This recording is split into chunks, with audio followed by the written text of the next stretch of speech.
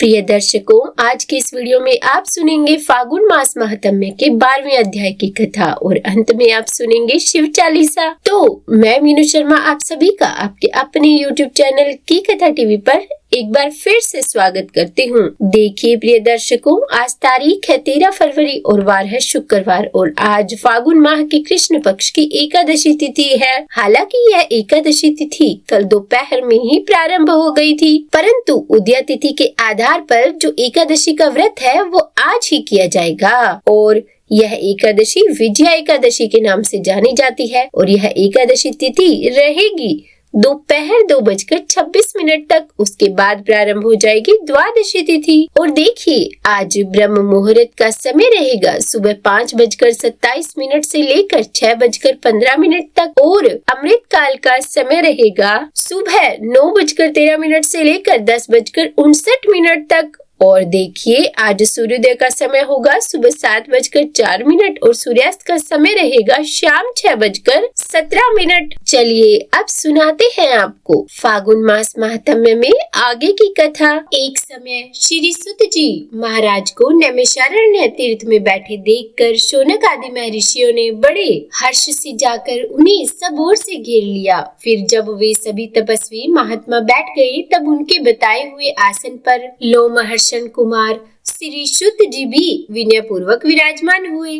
तब उन ऋषियों ने श्री सुत जी से कहा कि हे मुनि, अब आप पापों का नाश करने वाली कोई पुण्यमयी कथा भी कहिए। तब श्री सुत जी कहने लगे कि मैं श्री सरस्वती जी, गणेश जी तथा संपूर्ण देवताओं के युगल चरणारविंदों को नमस्कार करके और सबके नियंता धर्म स्वरूप परमेश्वर के चरणों में मस्तक झुकाकर उन सब की कृपा से तीर्थों के उत्तम फल का वर्णन करता हूँ। आप सभी ध्यान पूर्वक सुनिए। एक समय की बात है, सत्यवती नंदन व्यास जी राजा युधिष्ठिर के दरबार में आए। उनके आने का समाचार सुनकर सबको बड़ी ही प्रसन्नता हुई। भीमसेन आदि सभी भाई धर्मराज युधिष्ठिर के साथ उठकर खड़े हो गए और फिर युधिष्ठिर जी ने सामने जाकर भाइयों सहित उन्हें साष्टांग प्रणाम किया और फिर विधि पूर्वक उनकी पूजा करके उन्हें सिंहासन पर बिठाकर उनका कुशल मंगल पूछा। तब धर्मज्ञ व्यास जी ने उनसे पवित्र और दिव्य कथा सुनाई। कथा के अंत में राजा युधिष्ठिर ने मुनि श्रेष्ठ व्यास जी से इस प्रकार कहा कि हे ब्राह्मण पिता, आपकी कृपा से मैंने बहुत उत्तम कथाएं सुनी है। इस समय मैं धर्मारण्य के उत्तम महात्म्य की कथा सुनना चाहता हूँ। कृपया करके आज हमें यह कथा भी सुनाइए। तब व्यास जी कहने लगे कि धर्मराज, धर्मारण्य अनेक प्रकार के वृक्षों से युक्त तथा तरह तरह की लताओं और गुल्मों से सुशोभित है। ये सदा पुण्यदायक तथा निरंतर फलों से भरा रहता है। वहाँ पर किसी को किसी से कोई भी बैर नहीं होता। धर्मारण्य निर्भय स्थान है। वहाँ गौ और व्याघ्र, चूहे और बिल्ली एक साथ खेल कूद किया करते हैं। मेंढक सांप के साथ खेलता है। मनुष्य राक्षसों के साथ विहार करते हैं। धर्मारण्य महानंदमय, दिव्य और पावन से भी अति पावन है। स्वर्ग में देवता लोग धर्मारण्य निवासियों की प्रशंसा किया करते हैं। तब धर्मराज युधिष्ठिर जी ने पूछा कि हे मुनि, देवताओं ने इस क्षेत्र का नाम धर्मारण्य ही क्यों रखा? तो व्यास जी बोले कि हे राजन, एक समय धर्मराज ने बड़ी कठिन तपस्या की। तपस्या में लगे हुए धर्मराज को देखकर ब्रह्मा और इंद्र आदि सभी देवता कैलाश पर्वत पर गए। वहाँ भगवान शंकर भगवती उमा देवी के साथ पारिजात वृक्ष की छाया में बैठे हुए थे। उनके पास पहुंचकर ब्रह्मा जी ने इस प्रकार उनकी स्तुति की कि हे नीलकंठ, आपके अनंत स्वरूप है। आपको मेरा बारंबार नमस्कार है। आपके इस स्वरूप का यथावत ज्ञान किसी को भी नहीं है। आप कैवल्य और अमृत स्वरूप है। आपको मेरा नमस्कार है। देवता जिसका अंत नहीं जानते, उन भगवान शिव को नमस्कार है, नमस्कार है। वाणी जिनकी प्रशंसा करने में असमर्थ है, उन चिदात्मा शिव को नमस्कार है। भगवान, आपके मन से चंद्रमा और नेत्रों से सूर्य की उत्पत्ति हुई है। हे देव, आप ही सब कुछ है, आप में ही सबकी स्थिति है। इस लोक में सभी प्रकार की स्तुतियों के द्वारा स्तवन करने योग्य भी आप ही हैं। हे ईश्वर, आपके द्वारा ही संपूर्ण विश्व प्रपंच व्याप्त है। आपको बारंबार नमस्कार है। इस प्रकार महादेव जी की स्तुति करके श्री ब्रह्मा आदि देवता उनके आगे दंड की तरह पृथ्वी पर गिर पड़े। तब भगवान शंकर उनसे कहने लगे कि देवताओं, तुम क्या चाहते हो?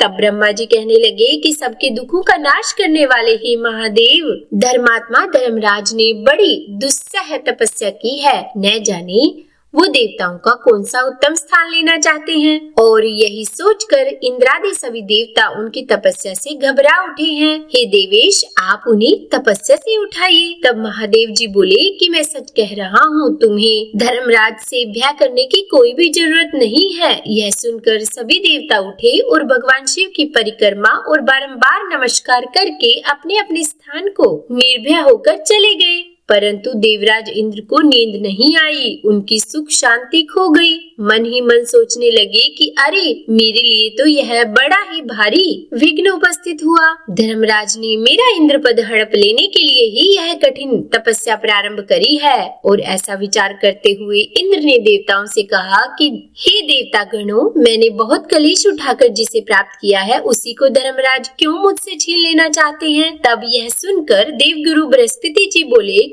कि फिर तो हे देवराज, उनकी तपस्या में विघ्न डालने के लिए वहाँ उर्वशी आदि अप्सराओं को भी भेजा जाए। उन सभी को भगवान शिव की बात पर और उनके द्वारा दिए गए आश्वासन पर भी विश्वास नहीं हो रहा था। इसके बाद वे तरह तरह के उपाय सोचने लगे। तब देवराज इंद्र ने अप्सराओं से कहा कि तुम सब लोग शीघ्र ही धर्मारण्य को जाओ और जहाँ पर धर्मराज पुष्कर तपस्या में लीन है, वहाँ पहुँचकर उन्हें इस प्रकार लुभाओ कि जिससे वे अपनी तपस्या से भ्रष्ट हो जाए और उनका ध्यान भंग हो जाए। तब इंद्र का ये वचन सुनकर वर्धिनी नामक अप्सरा कहने लगी कि हे पाक शासन, मैं देवताओं के कार्य की सिद्धि के लिए अपनी माया तथा रूप के बल से पूरी कोशिश करूंगी। और ऐसा कहकर वर्धिनी उस स्थान पर गई जहाँ धर्मराज तपस्या कर रही थी। वह अधिकाधिक वस्त्रों और आभूषणों से विभूषित होकर अपने गालों पर रोली की बिंदी और नैनों में काजल लगाकर और मनोहर रूप बनाकर उनके सामने गई और सबके मन को लुभाने वाला नृत्य करने लगी। उस समय धर्मराज का मन सहसा शुद्ध सा हो उठा। अब वर्धिनी ने धर्मराज को शुद्ध सा हुआ देखकर पूछा कि हे प्रभु, समस्त चराचर जगत धर्म में ही स्थित है, वही साक्षात धर्म रूप होकर आप ये दुष्कर तपस्या क्यों कर रहे हैं? तब यमराज जी कहने लगे कि हे भामिनी, मैं भगवान महेश्वर के स्वरूप का दर्शन करना चाहता हूँ, इसीलिए यह कठिन तपस्या कर रहा हूँ। तब यह सुनकर वर्धिनी बोली कि हे धर्मराज, इस तपस्या के कारण ही तो देवराज इंद्र आपसे भयभीत हो गए हैं और उन्हीं से प्रेरित होकर उन्हीं के कहने पर मैं यहाँ आपकी तपस्या में विघ्न डालने के लिए आई हूँ। वर्धिनी के इस सत्य भाषण से, यानी कि उनके सत्य बोलने से सूर्य नंदन यमराज बहुत ही संतुष्ट हुए। उन्होंने वर्धिनी से इस प्रकार कहा कि मैं समस्त पाप कर्मों, दुष्टात्मा प्राणियों के लिए यमराज और सभी जितेंद्रिय मनुष्यों के लिए धर्म स्वरूप हूँ। वही मैं तुम्हें दुर्लभ वर देता हूँ, तुम कोई मनोवांछित वर मांगो। तब वर्धिनी कहने लगी कि हे धर्मधारियों में श्रेष्ठ, मुझे लोगों के हित के लिए इंद्रलोक में स्थिरता पूर्वक निवास प्रदान कीजिए। तब यमराज उससे बोले कि तथास्तु, अब तुम शीघ्रता से कोई दूसरा वर मांगो। तब वर्धिनी कहने लगी कि हे महामते, इस क्षेत्र में इसी स्थान पर मेरे नाम से एक प्रसिद्ध तीर्थ हो जो सभी पापों का नाश करने वाला हो। उसमें किया हुआ दान, होम, तप और स्वाध्याय सब कुछ अक्षय हो। तथास्तु कहकर भगवान धर्मराज मौन हो गए। तब वर्धिनी ने प्रसन्नता पूर्वक उनकी 3 बार परिक्रमा करके मस्तक झुकाकर स्वर्ग लोक की ओर प्रस्थान किया और फिर वहां जाकर देवराज इंद्र से इस प्रकार वह कहने लगी कि हे देवेश, आप सूर्य नंदन यम से भय मत कीजिए, वे तो यश प्राप्ति के लिए तपस्या कर रहे हैं। और ऐसा कहकर वह इंद्र को प्रणाम करके अपने स्थान को चली गई। जिसके बाद धर्मराज धर्मराज विधि पूर्वक तपस्या में स्थित हो गए। उनकी घोर तपस्या देखकर देवताओं की प्रार्थना से भगवान शंकर वृषभ पर आरूढ़ होकर अस्त्र शस्त्र और सुंदर कवच धारण करके उस स्थान को गए जहाँ पर धर्मराज तपस्या में स्थित थे। वहाँ पहुंचकर महादेव कहने लगे कि हे धर्म, मैं तुम्हारी इस तपस्या से बहुत प्रसन्न हूँ, तुम कोई वर मांगो। और इस प्रकार संभाषण करते हुए भगवान महेश्वर को देखकर धर्मराज अपनी समाधि से उठकर खड़े हो गए। दोनों हाथ जोड़कर शुद्ध वचनों द्वारा उन्होंने लोकनाथ भगवान शिव की इस प्रकार स्तुति की कि हे भगवान, आप सब पर शासन करने वाले ईश्वर हैं, आपको नमस्कार है। योग रूपी आप परमेश्वर को मेरा नमस्कार है। नीलकंठ आपका स्वरूप तेजोमय है, आपको मेरा नमस्कार है। ध्यान करने वाले मनुष्य आपके स्वरूप का जिस प्रकार चिंतन करते हैं उसके अनुरूप ही विग्रह धारण करके आप प्रकट होते हैं, आपको मेरा नमस्कार है। आप नित्य सौम्य सुख स्वरूप और श्री हरि है, आपको बारंबार नमस्कार है। हे लोकपाल, आपको नमस्कार है। आप रुद्र, भीम और शांत स्वरूप है, आपको नमस्कार है। हे चंद्रशेखर, आपके सभी अंगों में भस्म लगा हुआ है, आपको मेरा नमस्कार है। आपके 5 मुख और 3 नेत्र हैं, आपको बारंबार नमस्कार है। सर्प आपके आभूषण है तथा दिशाओं को ही वस्त्र के रूप में आप धारण करते हैं। आप अंधकासुर का विनाश करने वाले और दक्ष के पाप को हर लेने वाले हैं, आपको नमस्कार है। आपने कामदेव को भस्म किया है, आपको नमस्कार है। हे प्रभु, मेरे द्वारा की गई इस स्तुति का जो भी पाठ करे और पवित्र होकर तीनों काल इसको पढ़े या सुने, वे सभी पापों से मुक्त होकर कैलाश धाम को जाए। और इस प्रकार धर्मराज जी ने प्रणाम करके जब बड़ी भक्ति से भगवान शिव की स्तुति की, तब शिव जी कहने लगे कि हे महाभाग, तुम्हारे मन में जो कोई इच्छा हो उसके अनुसार कोई वर मांगो। तब यमराज बोले कि हे प्रभु, अगर आप मुझे मनोवांछित वर देते हैं तो इस महान क्षेत्र में आप मेरे नाम से प्रसिद्ध होकर निवास कीजिए। यह स्थान धर्मारण्य के नाम से तीनों लोकों में प्रसिद्धि प्राप्त करे। तब महादेव जी कहने लगे कि धर्मराज, यह स्थान प्रत्येक युग में सदा धर्मारण्य के नाम से ही विख्यात होगा। तुम्हारे मन में अगर कोई और इच्छा है तो बताओ, मैं उसे भी पूर्ण करूंगा। तब धर्मराज कहने लगे कि हे भगवान, 2 योजन विस्तार वाला यह उत्तम स्थान मेरे नाम से प्रसिद्ध तीर्थ हो और ये समस्त देहधारियों के लिए पवित्र और सनातन मोक्ष स्थान हो। महादेव जी बोले, एवं अस्तु, एक अंश से इस तीर्थ में मेरी भी स्थिति होगी। तुम्हारे इस निर्मल स्थान को मैं कभी नहीं छोड़ूंगा। यहाँ मेरे नाम से विश्वेश्वर नामक महालिंग प्रकट होगा। और ऐसा कहकर महादेव जी वहीं अंतर्ध्यान हो गए। जिसके बाद वहाँ एक अद्भुत लिंग प्रकट हुआ। धर्म के द्वारा स्थापित किया हुआ वह लिंग धर्मेश्वर के नाम से प्रसिद्ध हुआ।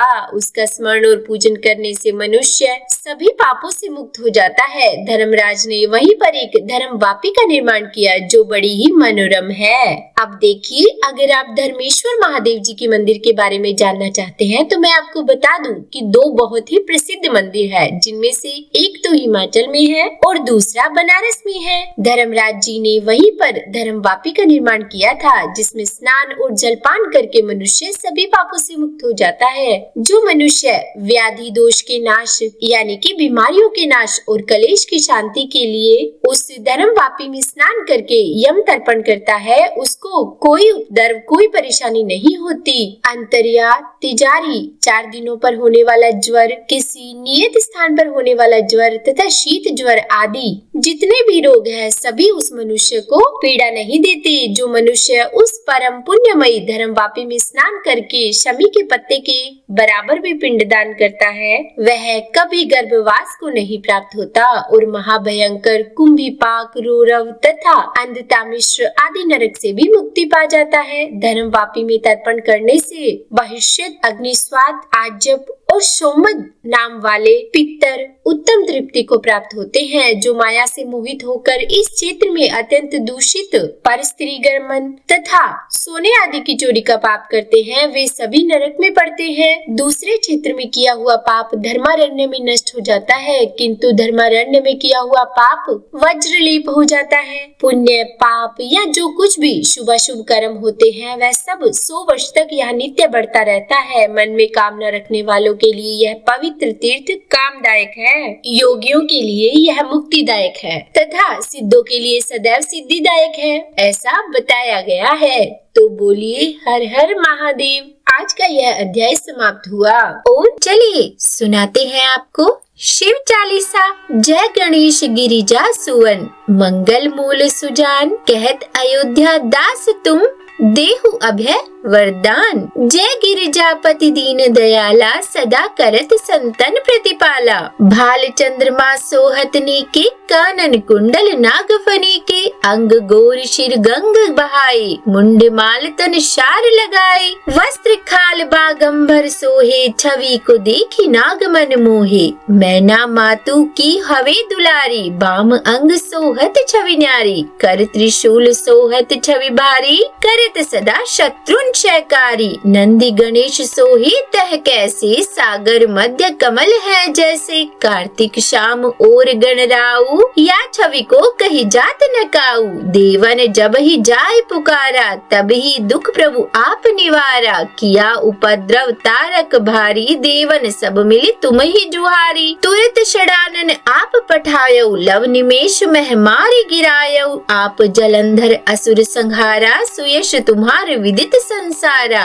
त्रिपुरासुर सन युद्ध मचाई, सब ही कृपा कर लीन बचाई। किया तपहि भागीरथ भारी, पूरब प्रतिज्ञा तासु पुरारी। दानिन मह तुम सम को नाही, सेवक स्तुति करत सदाही। वेद नाम महिमा तब गावी, अकत अनादि भेद नहीं पाई। प्रकटि उद्धि मंथन में ज्वाला, जरत सुरासुर भये विहाला। की नहीं दया तहम करी सहाई, नीलकंठ तब नाम कहाई। पूजन रामचंद्र जब कीन्हा, जीत के लंक विभीषण दीन्हा। सहस कमल में हो रहे धारी, कीन्ह परीक्षा तब ही पुरारी। एक कमल प्रभु राखे उजोई, कमल नयन पूजन चहम सोई। कठिन भक्ति देखी प्रभु शंकर, भये प्रसन्न दिए इच्छित वर। जय जय जय अनंत अविनाशी, करति कृपा सबके घटवासी। दुष्ट सकल नित मोहि सतावे, भ्रमत रहो मोहि चैन न आवे। त्राहि त्राहि मैं नाथ पुकारो, यही अवसर मोहि आन उबारो। ले त्रिशूल शत्रुन को मारो, संकट से मोहि आन उबारो। मात पिता भ्राता सब होई, संकट में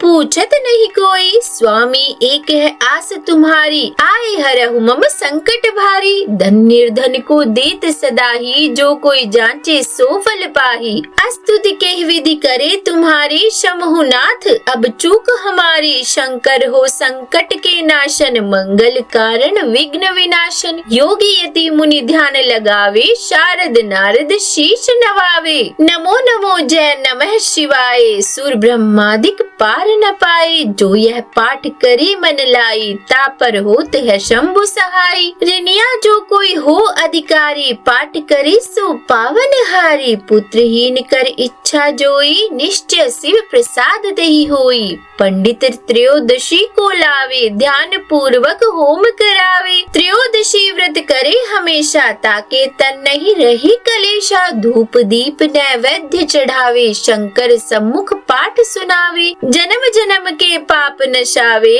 अंत धाम शिवपुर में पावे। कहे अयोध्या दास आस तुम्हारी, जाने सकल दुख हरहु हमारी। नित नेम कर प्रातः ही, पाठ करो चालीसा। तुम मेरी मनोकामना पूर्ण करो जगदीशा। मकसर छठी हेमंत ऋतु, संवत 64 जान। स्तुति चालीसा शिव ही, पूर्ण कीन कल्याण। तो बोलिए हर हर महादेव। उम्मीद करती हूँ आज की ये वीडियो आपको पसंद आई होगी। अगर अच्छी लगी हो तो वीडियो को लाइक एंड शेयर करके चैनल को सब्सक्राइब करना मत भूलिएगा और कमेंट बॉक्स में ओम नमः शिवाय लिखना भी मत भूलिएगा। तो जपते रहिए हर हर महादेव।